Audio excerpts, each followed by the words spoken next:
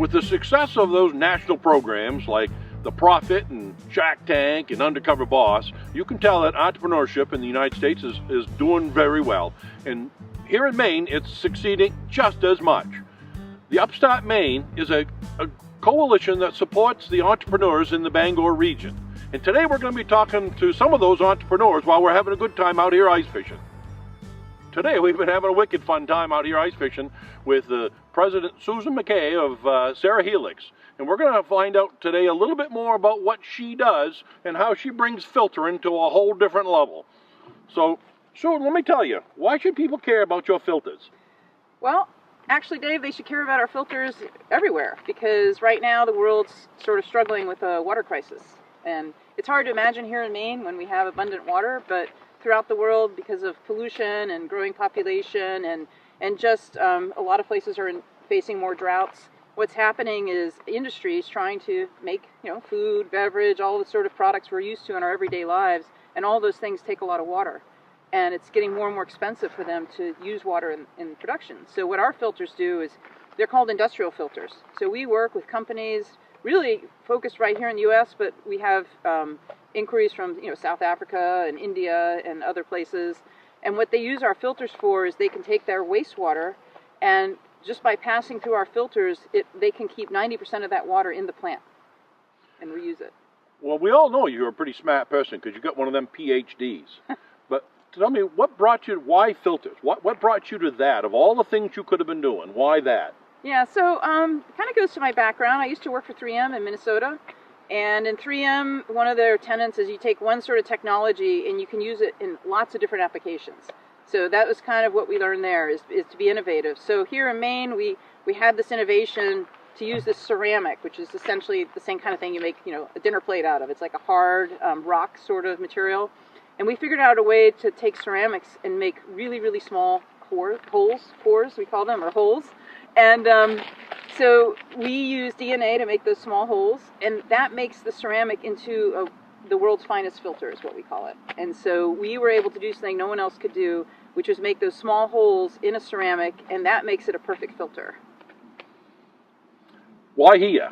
Why? It's because this is where I was living at the time. I mean, that's kind of typical in any startup. You start the company in your backyard, and I'd come to Maine actually with my husband. He's in forestry. And so we came to Maine, and I was looking to go back to work. So like many Mainers, there wasn't a job for me, so I had to create my own. And how hard has it been? Has it been easy, or has it been hard to do it here in Maine?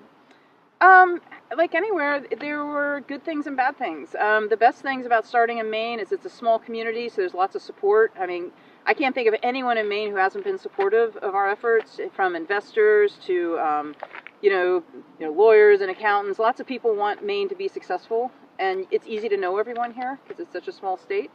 The hard things are that we're a little bit isolated geographically, and I do have to travel a bit to connect with the people that I work with in my job. But I'd say the positives so far have outweighed the struggles.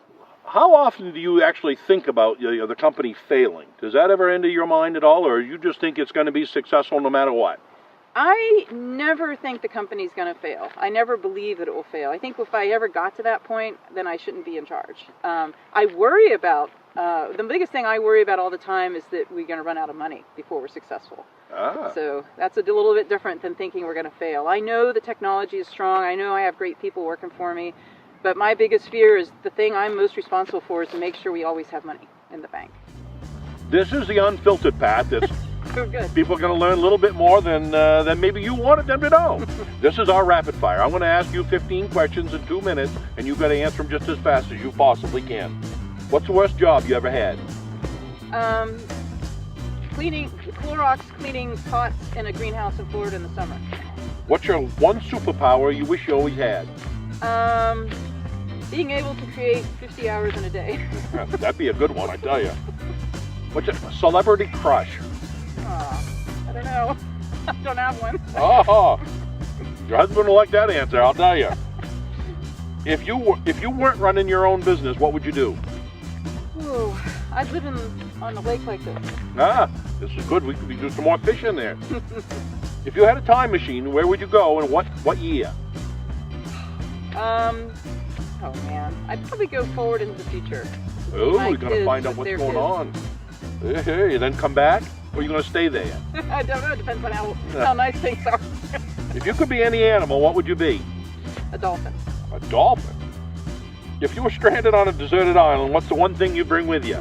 My husband. Oh, we'd really appreciate that crush you got there, I know. Well, he's better in the outdoors, so he'd know how we could survive. If I gave you a blank check and you could only buy one thing for your business, what would it be? Whew. A larger production facility. Uh-huh.